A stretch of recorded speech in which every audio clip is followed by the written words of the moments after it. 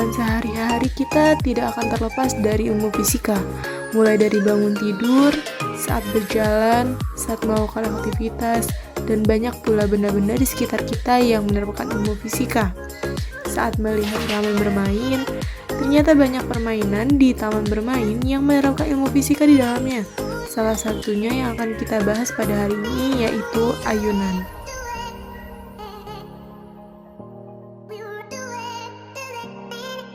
Halo Elpin, Hai Farah. lihat kamu main ayunan jadi inget deh.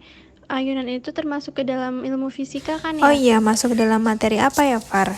Iya, ayunan itu termasuk salah satu contoh gerak harmonik sederhana. Oh iya, gerak harmonik sederhana itu adalah gerak bolak-balik kan, contohnya seperti gerak bandul, gerak pegas, dan sok mobil.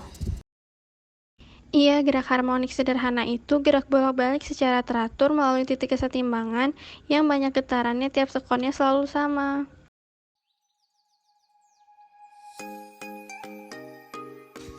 Jadi, gerak harmonik sederhana yaitu gerak bolak-balik benda melalui suatu titik keseimbangan tertentu dengan banyaknya getaran benda dalam setiap sekon selalu konstan. Gerak harmonik sederhana dapat dibedakan menjadi dua jenis. Yang pertama, gerak harmonik sederhana linier.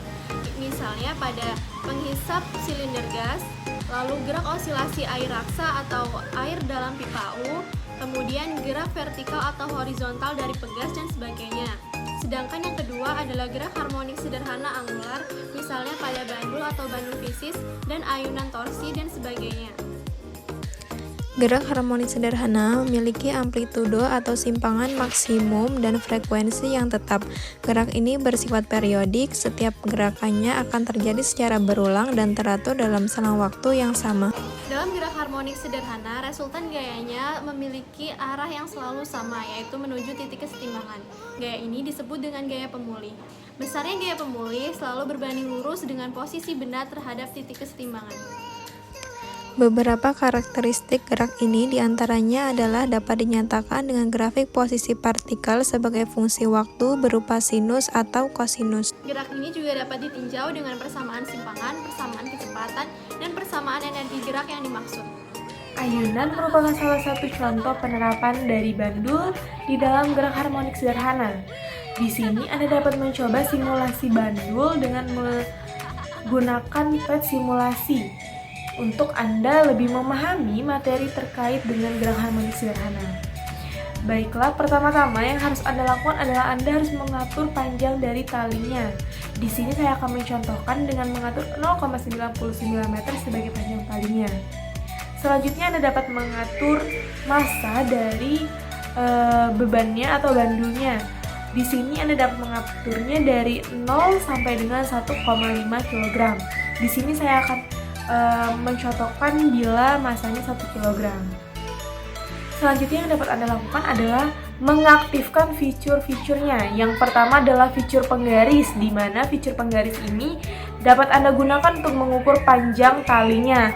Yang kedua adalah fitur stopwatch, di mana fitur stopwatch ini dapat Anda gunakan untuk mengukur waktu yang dibutuhkan dalam melakukan satu kali getaran. Lalu yang ketiga adalah Anda dapat mengaktifkan fitur period stretch, di mana Anda dapat mengetahui jejak dari getarannya. Anda dapat langsung mengukurnya dengan menarik benda sebesar sudut yang diinginkan. Di sini saya akan menggunakan sudut 8 derajat.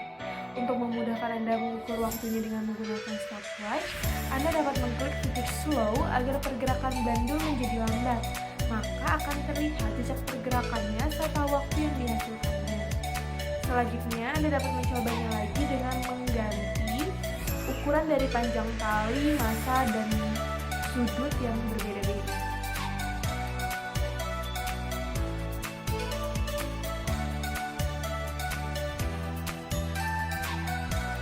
Kalian pernah nggak sih kepikiran kenapa saat kita main ayunan arahnya itu maju mundur, maju lagi, mundur lagi? Kok bisa ya? Berikut penjelasan ilmiahnya.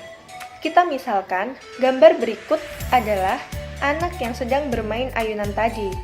Pergerakannya dimulai dari A, kemudian ke B, kemudian ke C, kembali ke B, dan kembali lagi ke A. Begitu seterusnya. Sebagai beban yang digantungkan dalam ayunan, bila tidak diberikan gaya, maka benda akan diam di titik keseimbangannya, yaitu di titik B. Jika beban ditarik ke titik A dan dilepaskan, maka beban akan bergerak ke B dan kemudian ke C. Lalu, kembali lagi ke A. Gerak beban akan kembali berulang secara periodik. Dengan kata lain, beban pada ayunan melakukan gerak harmonik. Getaran harmonik pada bandul. Besarnya gaya pemulih pada bandul dirumuskan dengan Fp sama dengan minus mg sin theta. Dengan Fp adalah gaya pemulih dengan satuan Newton, m adalah massa bandul dengan satuan kilogram, g adalah percepatan gravitasi dengan satuan meter per sekon kuadrat, dan theta adalah sudut simpangan. Periode pada bandul dihitung dengan rumus T sama dengan 2pi akar L per G dan F sama dengan 1/2pi akar G per L dengan L sebagai panjang tali dengan satuannya meter. Nah, sampai di sini saja ya pembahasan kita tentang gerak harmonik sederhana.